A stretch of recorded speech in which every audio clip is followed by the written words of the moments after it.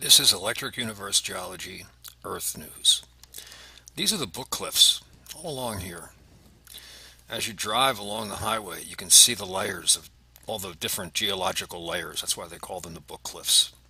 And I've discussed them before. There's four, just in this general region of Utah, Colorado, and Wyoming, there's 4 trillion barrels of oil and 800 million tons of coal. The coal's actually in the book cliffs, this fairly smaller area than where all the oil is. I'll show you a picture down here. This is Mount Garfield. I'll go to a photograph of that right now. This is Mount Garfield. It's the sort of a southeast corner of the book cliffs. Farther south, there's still a little bit of stuff to the east of this, but it's the southernmost point pretty much. And this down here is shale, this smooth area, and these layers have coal and shale and all sorts of other materials in layers that trend to the north very distinctly.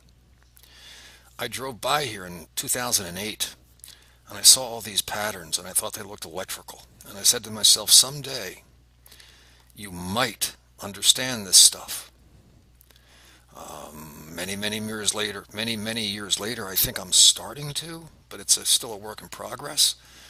These areas are interesting right here. Let me zoom in a little bit.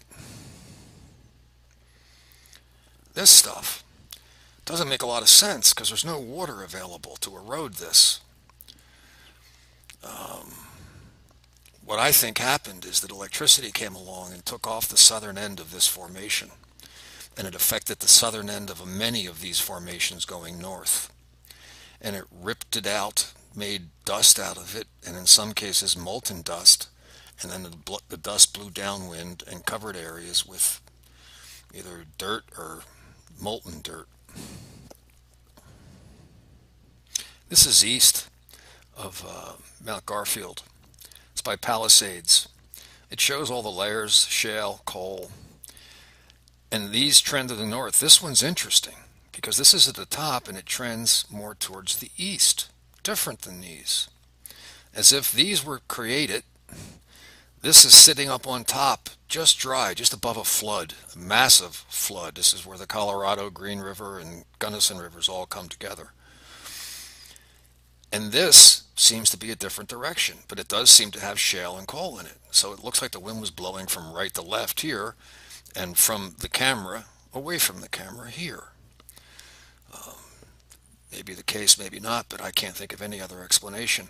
The idea of this folding like this, of the entire area folding up so that the southern end lifts up, but then on the very top, the left-hand side lifts up. That doesn't make any sense to me. It doesn't seem logical. It seems incredibly illogical.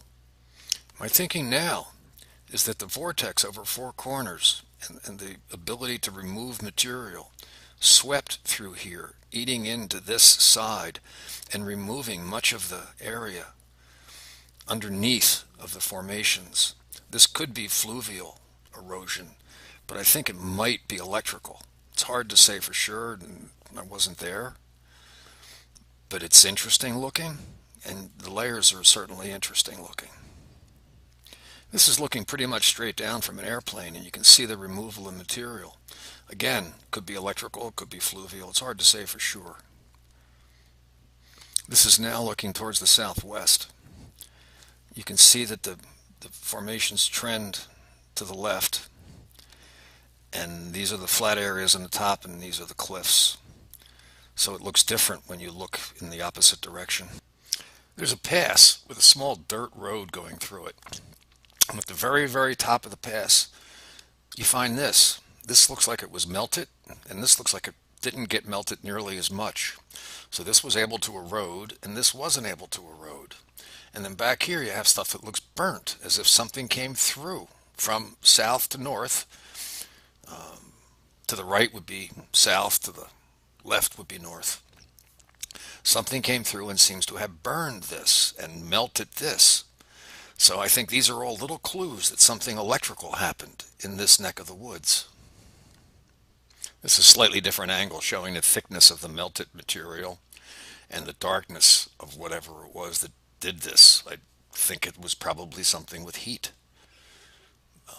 Again, I'm prejudiced, so I'm guessing electrical heat. This is a shot that I showed earlier. It's north of Price, Utah, and it shows the layers of coal and shale and all the other different types of minerals. So I'll have links underneath of the video with many of these images, reports about the oil and the coal, and I'll try to get some standard explanations for the book cliffs, the normal geology explanations for you to go over. Thanks very much.